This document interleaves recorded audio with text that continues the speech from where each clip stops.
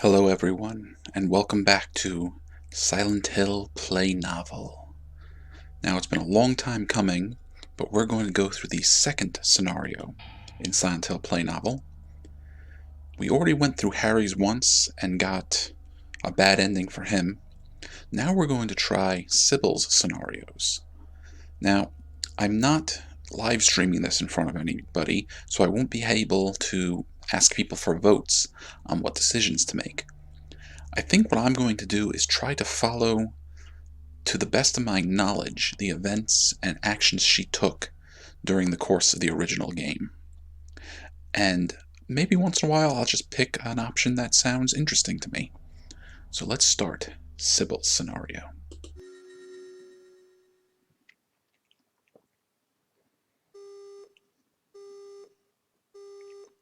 Hello?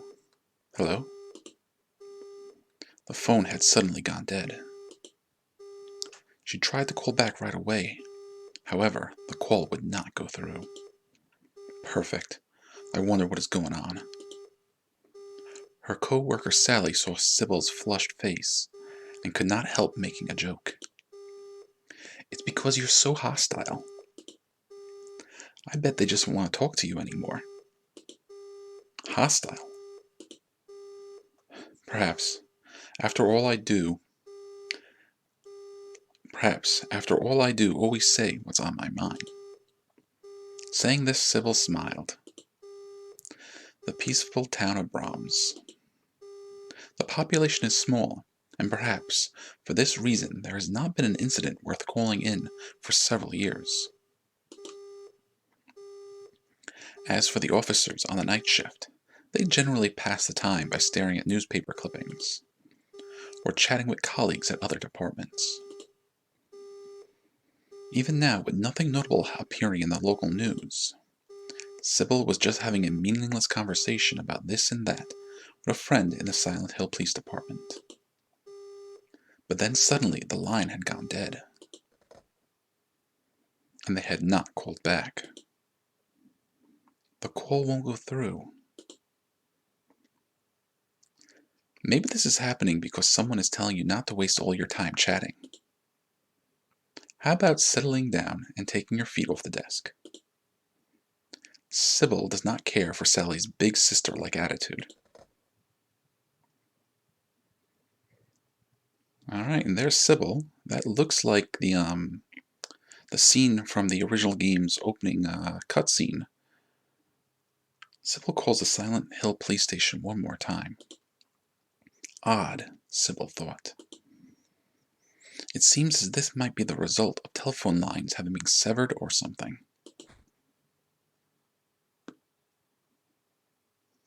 Cybil leaps from her chair, causing it to spin, and reaches for the helmet on top of a locker, and with it in hand prepares to leave the room. Wait! Where do you think you're going at this hour? Sally has a look of, "You have got to be kidding me" on her face, and then she absent-mindedly allows the coffee cup she was holding in her right hand to fall to the floor. Ah, hot! You can take care of that yourself. Cybil mumbles this in her head, and in the next moment ran out of the room. Cybil straddles the motorcycle in the garage, inserts the key, and revs the engine. The sound of the exhaust resonates in the small space. She pulls out onto the road, and increases her speed as she is bathed from head to toe in the uncomfortably warm wind.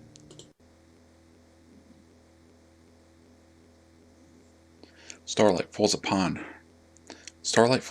from the clear, starlit sky. It doesn't look like the weather could have caused the problems with the phone lines. Cybil tightly holds onto the handlebars and continues to increase her speed. At this hour, there should not be any other cars heading to Silent Hill. The road has been lit in front and behind only by street lamps since she reached this mountain road, and there is no sign of anyone in the area. Oh, well, there's somebody. However, after a while, she's able to see the tail lights of a vehicle swaying far off in the darkness in front of her. There's a cliff on one side of the road. Whether they realize that or not, the vehicle is heading towards the same destination as Cybil at high speed. Normally I would pull this guy over. Cybil mutters this, increasing her speed, and catches up with the four-wheel drive Jeep in no time. As she passes it, Cybil glances inside the Jeep for a moment, quickly smiles, and then blasts in front of it. The Jeep quickly becomes smaller and smaller in the side mirror of her motorcycle.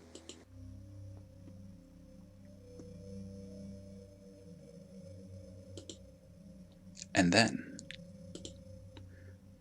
she started to notice that she could not keep her eyes focused. Sleepiness? No, I've been on the night shift for a while.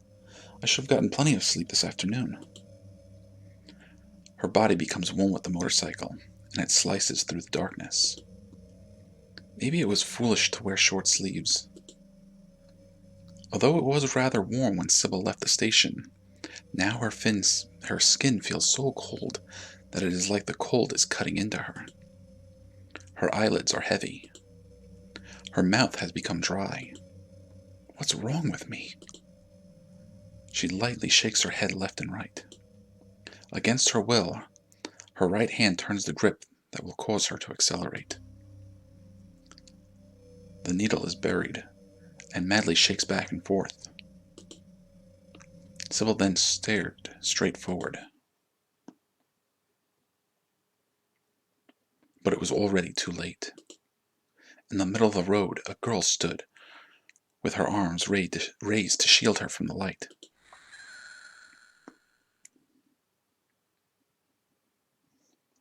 Cybil slammed on the brakes. The last thing she saw was the rapidly approaching rock wall on the side of the road.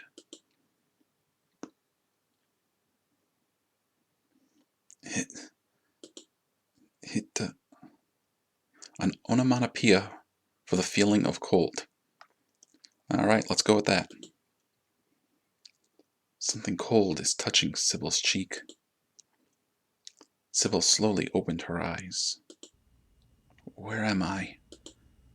She is not yet able to stand up. She does not seem to be hurt. However, her body will not do as she commands. Nevertheless, she is fully conscious. Large snowflakes are falling all over her body. She's lying face down in the middle of a wide street. I wonder just how long I have been here like this. After waiting for the nerves throughout her body to return to normal, Cybil lumbered to her feet. Her body was sluggish, like when she wakes up, and she was unable to think straight. Silent Hill. That is what is written on the sign on the sidewalk. In addition to the out-of-season snow, the area is enveloped in thick fog,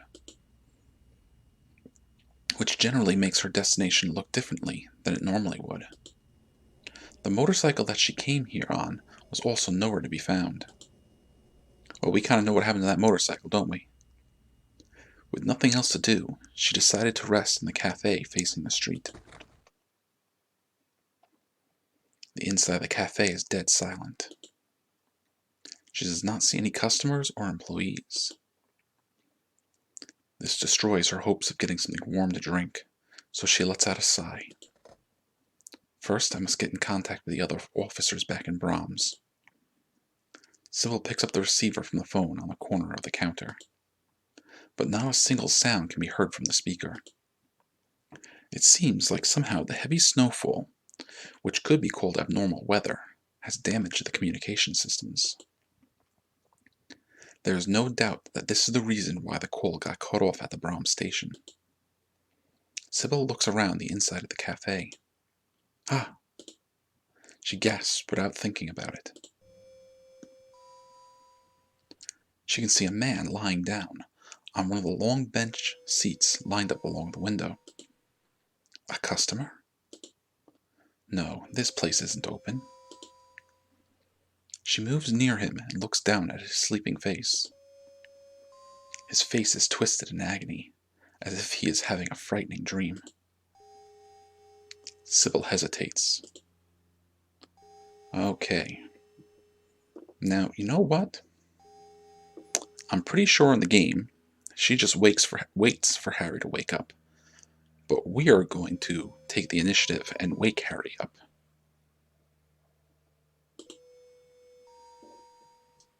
Oh, that was the wrong button. Cybil approaches the man and holds her arms out in a way that suggests she's going to shake his shoulders.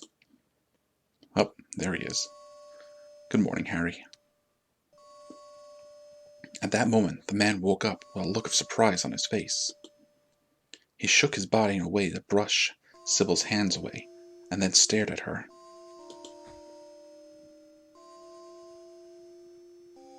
Human? Are you human? Cybil makes an effort to compose herself and then sits down on a nearby chair. Of course I am. Were you having a bad dream or something? The man finally regains his composure as well, and then he adjusts his position on the bench seat. Sorry. I was attacked by mysterious monsters before I came here. Mysterious monsters? Yeah. It may have been just a dream. I think that it was real. It was all vague and unclear. Who are you? I'm Cybil. Cybil Bennet. I'm a police officer in the neighboring town of Brahms. All communication with this town suddenly went dead, so I came here to investigate. Harry's expression changed slightly to one of relief. I should have said so sooner, but I'm Harry Mason. I'm a writer. I had decided to come here for my first vacation in a while. Harry shrugged his shoulders and looked at Cybil with a serious look on his face. But when I arrived here, I got separated from my daughter. She's a little girl, 7 years old with black hair. Her name is Cheryl. You haven't seen her, have you? Sorry, but I haven't.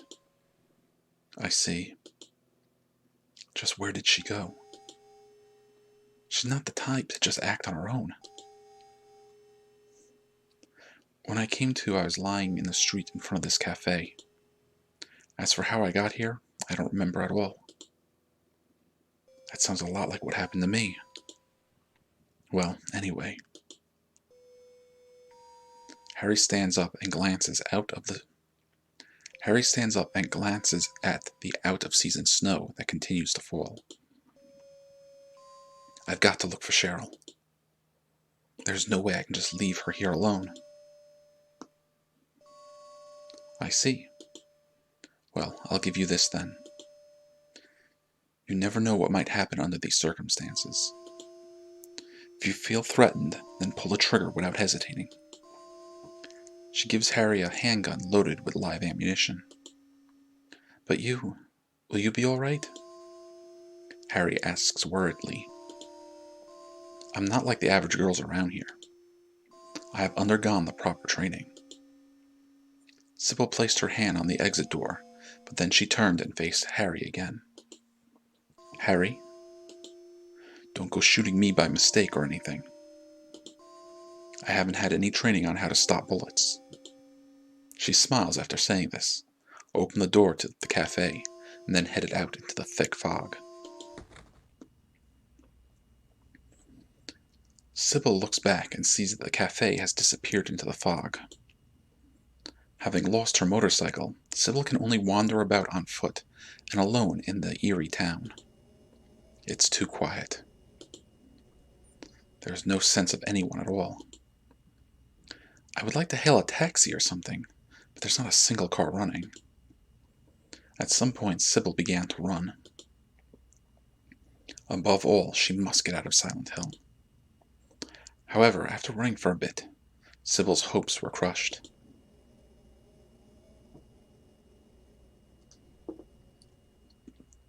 All the roads leading out of the town were cut off, and it was as if the entire town was floating in the air. There was no way for anyone to enter the town. Ha! Cybil sighs deeply. She then decides to try going back the way she came. After running for a bit, she comes to another steep valley like before. It is wide and impedes her passage. And then she became sure that it was not possible to escape from this place. Cybil felt like a bird in a cage as she walked apathetically and aimlessly through the falling snow. It was not long before a black, wiggling object appeared in her field of vision. Uh-oh. What is that? From off in the fog, the four-legged thing moved at a slow pace, as it gradually closed the distance between it and her. And then, as soon as it detected Cybil, it began to ferociously run towards her, scattering the fog as it moved. The monster. Well. Now, that does look like a dog there, but that doesn't look like one of the dogs in Silent Hill. I'm going to say that it ran away. The monster just moves right past Cybil, and then continues away from her. Clearly it is headed somewhere with some purpose. Various concerns run through the back of Cybil's mind. Instinctively, she begins to chase after the monster. However, its speed is fast, and it does not appear possible for Cybil to be able to catch up to it. Additionally, the thick curtain of fog is also making her pursuit difficult. Cybil continues to run for a while, but ends up completely losing sight of her target.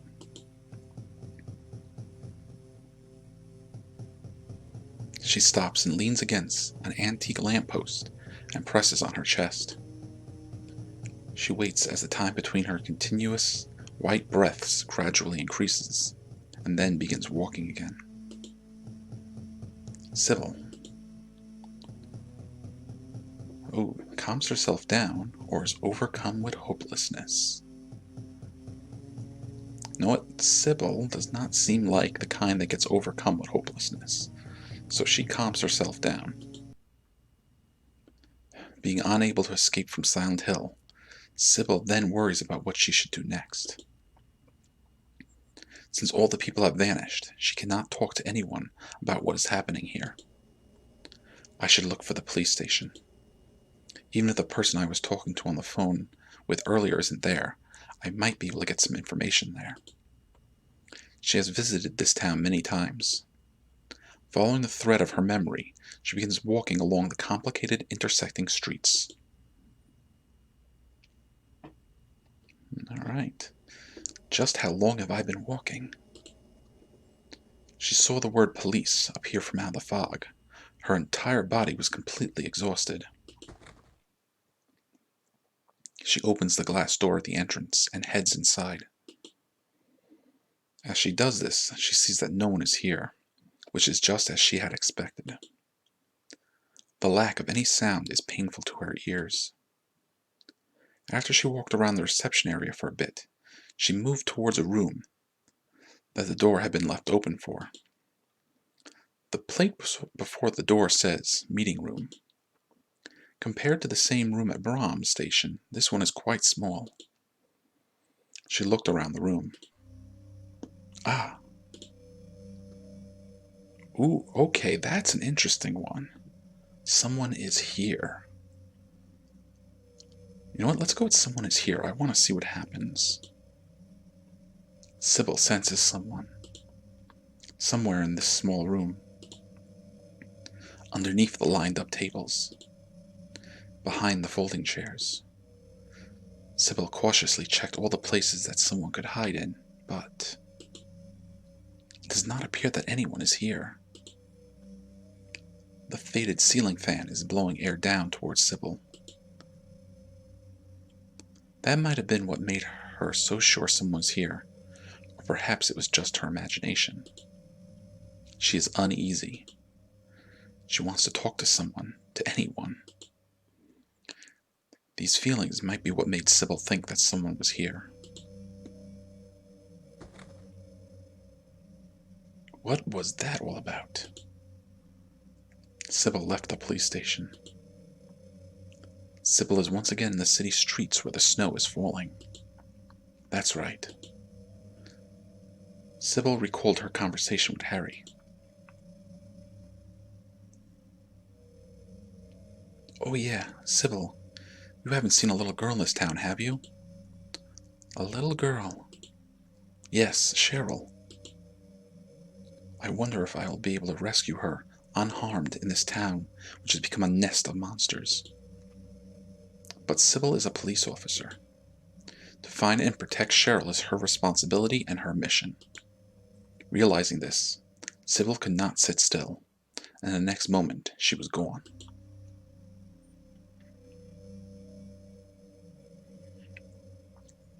There should be an elementary school on the edge of town. Cybil followed her intuition and decided that Cheryl probably headed for the school after wandering around town. Alright, so something is driving Cybil towards the school, just the way that Harry was driven to the school by finding notes from Cheryl. Per her training in child psychology, she has learned that if a child loses their parents or guardian, then chances high they will be drawn to places that they are most used to going. Places where there are a lot of people. However, ahead of her all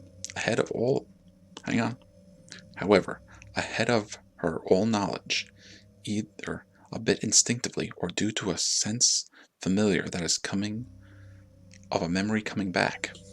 That was a little tough to read. She believed somewhere within her heart that Cheryl was probably at the elementary school.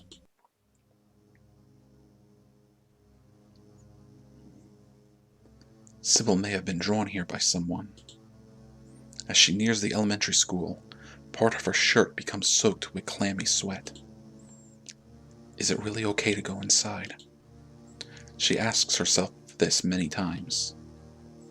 As she reached the edge of the school grounds, her conscious sense of duty as a police officer rose up within her, along with her sense of reason, and she began to walk naturally towards the school.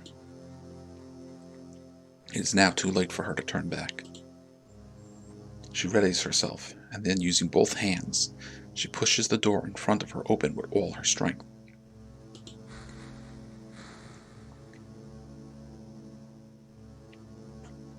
The aged building reeked of a particular mildew. However, its insides were much cleaner than she had expected, and Cybil found this a bit surprising. Perhaps it was just the result of her enduring the cold wind for so long, but she had a terrible headache. Cybil pressed her fingers to her temples and began to walk aimlessly again.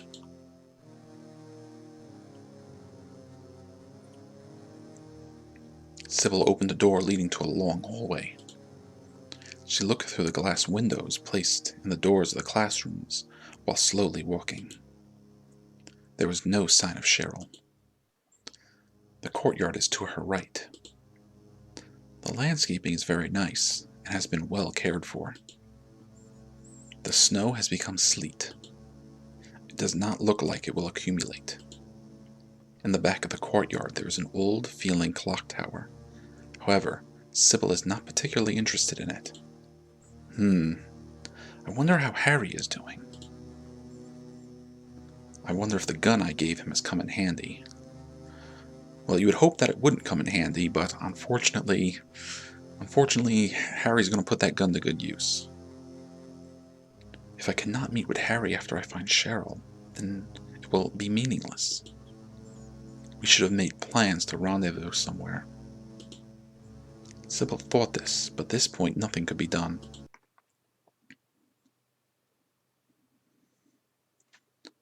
At any rate, there was her horrible headache. It is gradually getting worse, dulling her sense of time and space. A sluggishness similar to sleepiness grasps her entire body. Perhaps I am just dreaming all of this, Cybil thought. It is difficult for a person to tell whether they are dreaming or not while in a dream. But for her to accept these conditions is just as difficult. She has no memory of how she got to this town, so it seemed natural for her to think that she had been in a deep sleep, since the moment of the motorcycle accident until now. Or possibly from even before then, from the time of the phone call with the Silent Hill police station. Or maybe, while contemplating the many possibilities, Cybil climbed the stairs to the second floor of the school. And then, okay, she heard a little girl scream, or she heard the melody being played on a piano.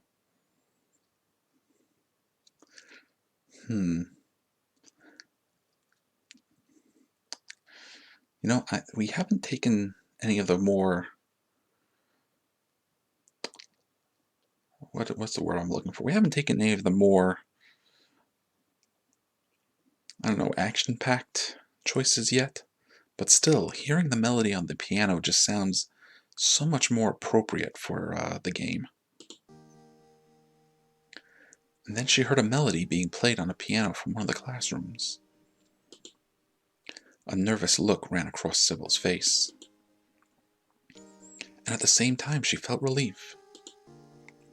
As if being drawn by the sound of the piano, Cybil cautiously moves towards the room that the music is coming from, while feeling along the wall with her hand. Music room. That is what is written on the door. The beautiful melody is definitely being played by someone in this room. Cybil places her hand on the door, and at that moment, the music suddenly stopped, and the area was enveloped in silence. "Who's there?" She says this and then opens the door. Inside the center of the room, a grand piano has been placed. The piano appears cramped within the cozy room, and no one is sitting in front of the piano. Cybil approaches the piano. Its cover is open, and the black and white on the keyboard stands out. Almost like smoke, the player of the piano has appeared. Almost like smoke, the player of the piano appears to have vanished into thin air. Strange, Cybil mutters. Behind the curtains, under the piano? Cybil looked in all the places in the room that a person could hide. There's only one entrance to this room. There's no other way to enter this room other than using the door that Cybil just came through. Did they jump out of the window? No, this is the second floor. Falling from here would result in more than just an injury. Having become a little spooked, she turned to leave the room. In the next instant, Cybil's heart nearly stopped. Oh! Hello! At the entrance to the music room, a white-faced girl was sitting still and just looking at Cybil. She appeared to be afraid of something, and her wide eyes were filled with tears that looked like jewels. Cheryl? Are you Cheryl? Cybil regained her composure and approached the little girl. She kneeled and softly placed her hand on the girl's shoulder, and the girl nodded. My name is Cybil. Your daddy is looking for you. If we don't hurry back to him, your daddy is braving danger running around this town. Have you seen that ferocious-looking monster? Cybil thought of the monster that she had seen in town as she spoke. Cheryl? Alright, did Cheryl see the monster, or did she not see the monster?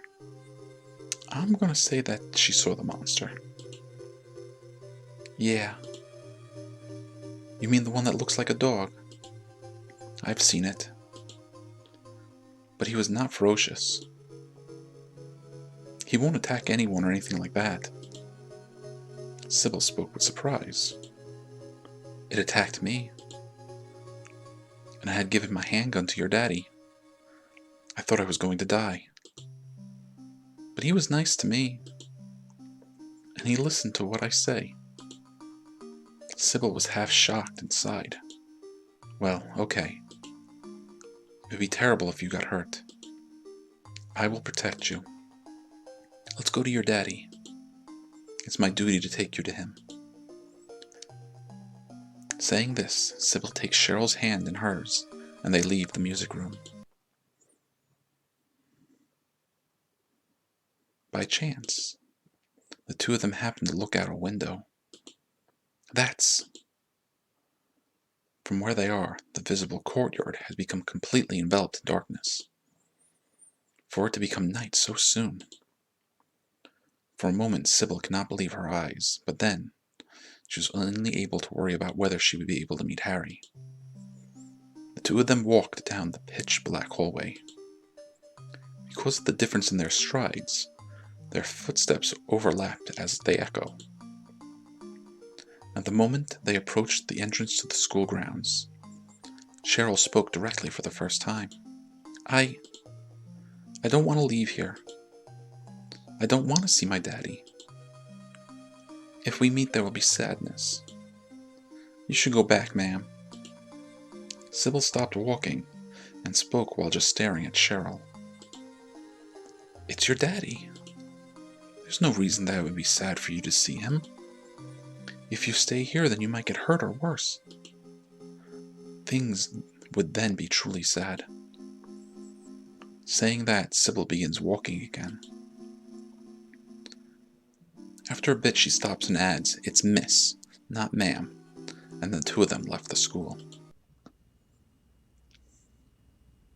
Alright, for some reason, Cheryl does not want to see her dad. Just what time is it now?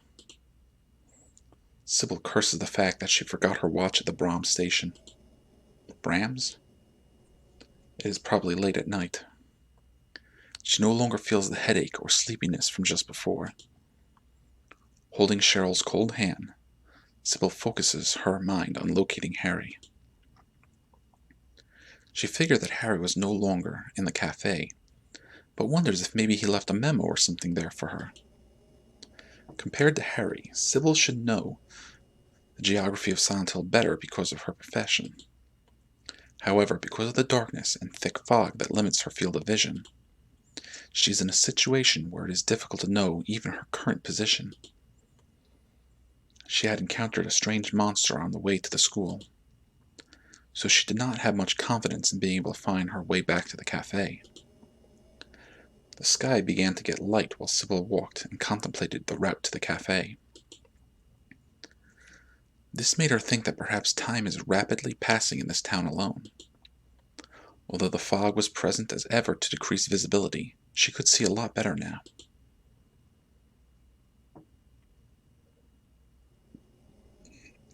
And then, before she knew it, the cafe was right in front of her.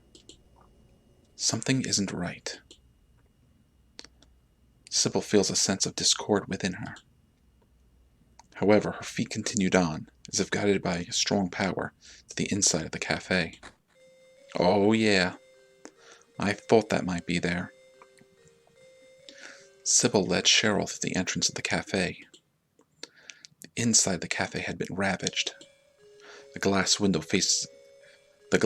facing the street were broken and several tables were knocked on their sides. So Cybil could not move any further in. Oh my God. I wonder if Harry is all right. A red pool of liquid reflects vividly in Cybil's eyes. She prayed that it was not Harry's blood. Harry, it's me. It's Cybil. I found Cheryl. If you are here, then please come out. There is no answer. Cybil had begun to step forward, but then gasped, Just what is this? The corpse of a brown-colored monster that Cybil had never seen before lies in the center of the pool of red liquid. Several shells were scattered about, which meant that Harry had probably had a battle here. Since Harry was no longer here, she guessed that he defeated the monster and then left to search for Cheryl. Is he hurt? Cybil? Alright, so does she search the area or cautiously move towards the monster? Let's cautiously move towards the monster. Let's make sure that this thing is actually dead. Cybil cautiously searches the monster. There is no doubt about it. The bullets lodged inside the monster's body were the ones loaded into the handgun she had given Harry. Normally these should have gone all the way through. The bullets told a tale about the endurance and hardness of the monster. The bullets scattered about on the floor supported this, as they gave Cybil the feeling that they had just hit the hard skin of a monster and then bounced off. Other than this, there did not appear to be anything else out of the ordinary. Well, your daddy is not here. Let's look someplace else. Cybil took Cheryl's hand, and without a word they rushed out into the snowy streets once more. Oh, we know what those bells mean. A church bell is ringing. The bell rings forcefully, almost as if it had been waiting for them to leave the cafe. There are still other people here. Sybil's eyes glittered. This might be Harry's way of telling me where he is. And even if it's not Harry, if there is someone still here in town, then she would like to meet them and hear what they have to say. Sybil's feet naturally pointed towards the church. Expecting to find a clue to escaping and reuniting with Harry, she tightly gripped Cheryl's hand and began to run. Once they arrived at the church, the ringing stopped, and the large door at the entrance began to open from the inside. Cybil then thought that perhaps someone had been watching her movements all this time. She looked up at the top of the church, and they began to look around nervously until a voice said, "This way," brought her back to her senses. Alright, there's Dahlia. Cybil faced the eerie woman from a distance. The woman once more called out to Cybil, "This way." Cybil mysteriously moved towards the woman. "Were you the one ringing that bell?" An onomatopoeia for a chuckle. The woman's face suddenly twisted and she began laughing loudly. She saw Cybil's perplexed expression, but thought nothing of it and just waved her hand left and right in front of Cybil's face. "I have been waiting for you. You have come just as I expected." Cybil cocked her head to the side. "Do you live here?" The woman nodded and then looked at Cheryl. "You have done well to come here. You know, don't you, that it was my doing that caused. And you were hesitant to come alone, weren't you? But in the end, I was able to meet you. It is all thanks to that woman." "I don't understand what you're talking about." Sybil's words may or may not have reached her, but that woman began to laugh loudly again. "Hey, tell me, why are there no people here? Why are all the exits from the town blocked?" "I do not know either. But shouldn't you be asking that girl instead?" Cybil had a look of what on her face. She looked at Cheryl. Cheryl's face was tearful, and she shook her head back and forth. Cybil looked back at the woman and shouted at her, "Stop all of this nonsense. We have been pursued by monsters and nearly killed. If I was not protecting this child, then who knows what would have happened to her by now. The path of the wise man, the fool guided to this land through astrology. Everything has been preordained. There is nothing that I can do. You are not holding that child's hand. That child is holding yours." Her anger showing, Cybil went to open her mouth. But at that moment, the woman blocked her. "I am Dahlia Gillespie. With that in hand, I wonder where you will end up going. I have nothing for you and nothing to tell you. You must escape from the demon's grasp as soon as possible. You must find the means to do so for your own sake." There is nothing I can do now. I will pray for your safety. Cybil Bennet. Cybil was shocked to be called by name. As she watched Dahlia quickly depart, she was unable to speak. After Dahlia disappeared behind a door, Cybil regained herself. She tightly held Cheryl's hand, and they left the church. Right after they left the church, Cheryl began to speak. Hey, miss? I'm fine by myself now. This is not my first time coming here, and I have met that lady we just saw before. Cybil stops in surprise. What do you mean? I have a place that I want to go to. But I can only go alone. If you are with me, you won't be able to go, and then something terrible is sure to happen. Something terrible? Why? Your daddy is looking for you. Until I get you back to your daddy, I cannot leave your side. You're wrong. My daddy must not find me. Someone is waiting for me.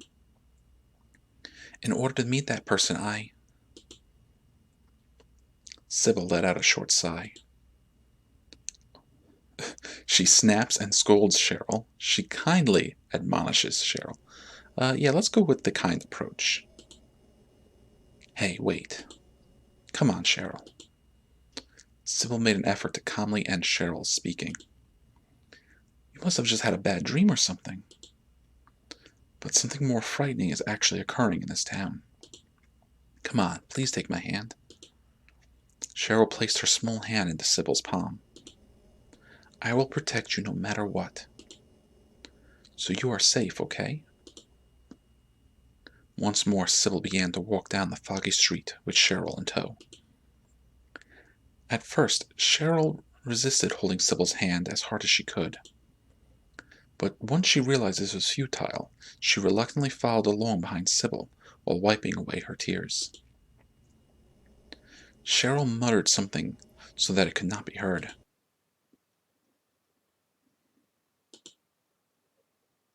Oh, let's go or goodbye? Let's try goodbye.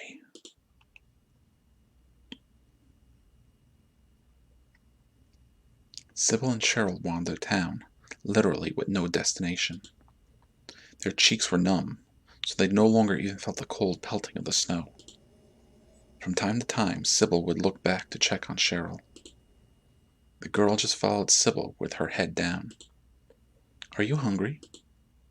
She asked this because she thought Cheryl might be sulking, but Cheryl just muttered, I'm fine. After walking for a bit, the girl suddenly stopped. I'm tired. Cybil's strength had begun to fade, so she thought that this could be the case with Cheryl as well. I must not compare my body with Cheryl's small one. The two of them sat down on a bench on the sidewalk. Aw, that's a nice little scene. Thanks to the nearby tree towering above the bench, the snow could no longer fall directly on them. As soon as Cheryl sat down on the bench, she fell asleep. She's probably very tired from all the uncertainty and stress. Cybil. Alright. Cybil held the girl's body close so she would not freeze, or began looking for a safe building to rest in. We're gonna stick around with Cheryl, so we're gonna pick A. She holds the girl's shoulders close, and while stroking her head, Cybil is struck with a feeling that the warmth is being absorbed out of her. Sudden sleepiness. Even though we are out of the snow, at this rate we'll freeze to death. If a human's body temperature drops below 98.6, then they will fall into a dangerous state. Even if the ambient temperature does not drop below freezing, a human can still freeze to death. Cybil recalled a lecture that she had attended long ago. However, even though she knew this, Cybil's body was gradually refusing her will, becoming one with the hard wood of the bench and getting heavier. Cheryl is awake. Even though her eyes are closed from the expression on her face, it looks like she is staring at me, like sinking to the bottom of the ocean. Cybil's consciousness grows distant.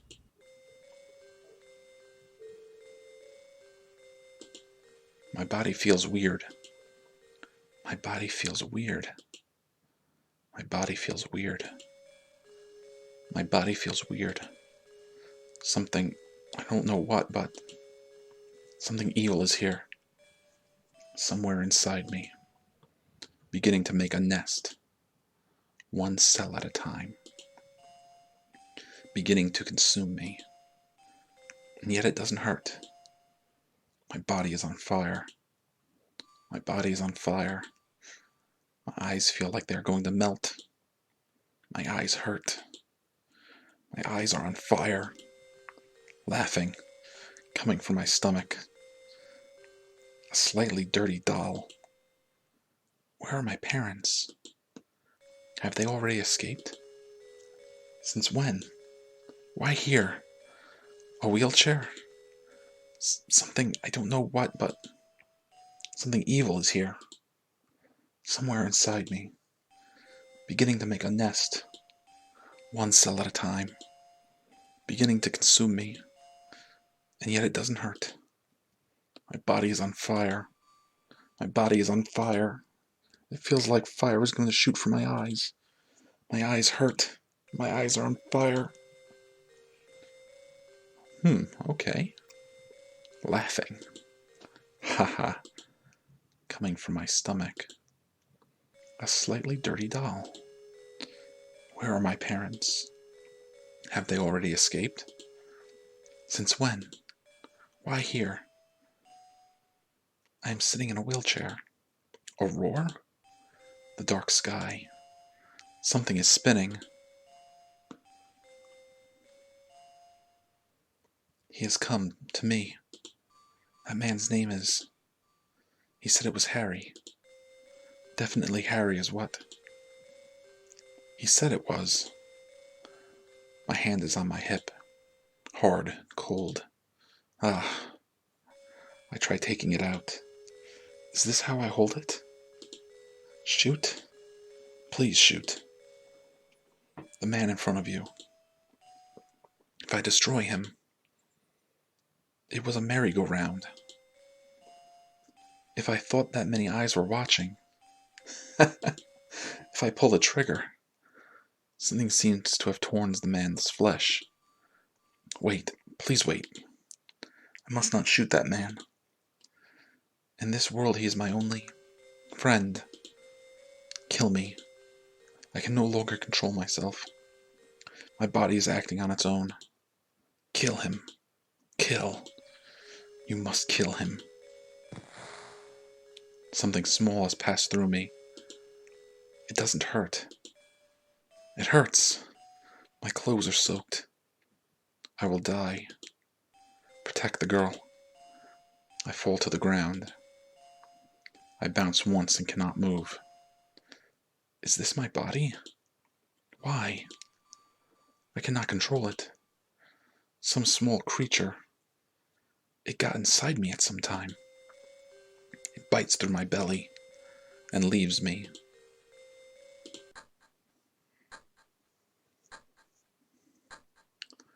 In my fading consciousness, I can see Harry shaking me. Harry has stopped moving. He looks at me and weeps. Then he begins to move towards something off in the distance that looks like a dimly shining girl. I'm okay. I can still move. The thing that came out of me is heading for its next target, and I know who that will be. If I cannot let Harry know this, then something horrible will happen. But I cannot speak. It is because a bullet went through the side of my lung, so I cannot put any power into my voice. Harry has began to run. I'm not yet dead, but he thinks that I am. Even if I must crawl, I must move on. Cheryl is in danger. I must get there first. Harry will get there soon enough. But I must get there before then, and I must stop him. Cybil somehow manages to stand up, but staggers and falls back down onto the floor. However, she decides to summon the last of her strength in order to save the girl that she was moving with for a bit, Cheryl. She stands up again, and her entire body is beset with severe pain. But Cybil does not fall down. She presses her left hand to her chest and begins to walk with great effort. She follows the trail of the evil creature that came out of her and escapes from the amusement park through the open door of a garage dump. So wow, we kind of jumped like really far ahead into the story. Like, we didn't meet Harry at the antique shop. We didn't go through the sewers. We just went straight to the amusement park. A long staircase to the basement. Just where does it lead to? She rests her hand on the wall and from time to time squats down where she is standing. As she continues forward via her strong will, eventually a long corridor appears in front of her.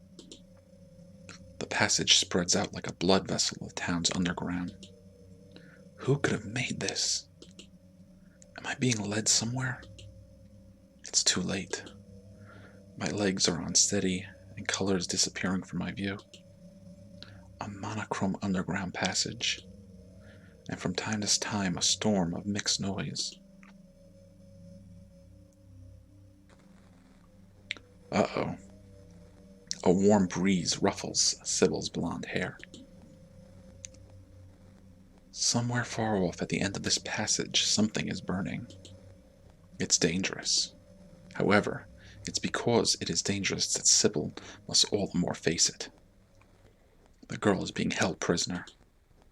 Up to this point, Cybil did not notice a single signal from the girl she was with, and for this reason she is angry with herself. When did I run into that small monster? At the school? The cafe? Or the bench? I tried to kill Harry. What of the unseen force that tried to make me stop him? An explosion. Light flashes from the front, and at the same time her cheeks become covered in heat. It is close. Not far now. Something is happening. The door at the end of the passage is slightly open. If I can get in there. Cybil thinks. I can still make it in time. I've got to hurry. Wait, should I go in there? Things will happen as they will. No, we can still make it in time. I can still make it in time. Someone is here. I sense them. I have made it here. I can still make it in time. Cybil collapses. With just only a little bit further to go, Cybil realizes that she is not breathing. The oxygen is. Instead her skin is burned to ash by the flames. Cybil crawls. She continues to crawl, and when she finally reaches the door, a man is in the center of the room. An unfamiliar girl is passing something to Harry. The scene fills Cybil's eyes. Harry holds something dearly at his chest. It is a baby. Harry holds it as if it is his own. Or maybe he is thinking of it as Cheryl. He smiles a bit. It's a mistake. Perhaps Cybil was the only one to realize this. He must not accept that baby. It will go on forever, with the spinning of the world in time. The baby represents the beginning. It is a devil. Look into its eyes and you can tell. Look closely into its eyes. Harry, the baby's eyes are... Cybil was unable to convey this to him. She could not even move, much less speak. The nightmare will begin again. A nightmare that cannot be stopped, even when it is known to be a nightmare. Cybil is headed to her death. Her vitality is rapidly fading.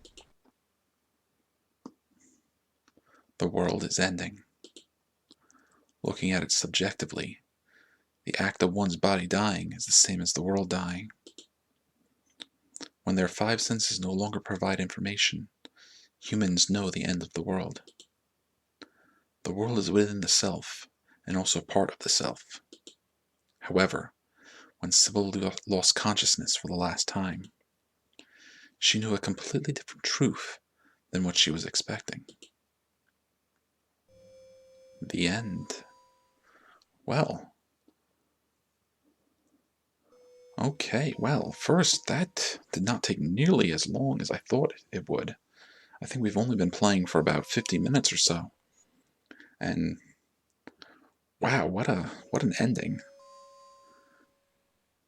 Not a very good ending, but think about it. That Cybil got to see Harry receive the baby that Cheryl and Alessa turned into. And in her death, she realized that this is going to keep going on. Now, I tried to make decisions that I thought would be interesting or fit with the game. So this got us here. But we ended up skipping so much, I just can't help but wonder if I had made some different decisions. Would we have gone through, like, the antique shop and we have gone through the sewers? I imagine we would have, especially at that point where my option was to stay with Cheryl on the bench or to go search for a safe building. Probably if we looked for a safe building, Cheryl would have disappeared and we would have just kept going on with the story. Now, I don't know if I'm going to jump back into this again and do some more. Like our trip through Play Novel with Harry took about 3 hours. But this only took about an hour. So I don't know, maybe I'll play around, maybe I'll see. But whatever the case ends up being, I hope you all enjoyed our trip through Silent Hill Play Novel, Cybil's Scenario. And I look forward to spending time with you guys again in the future. Take care.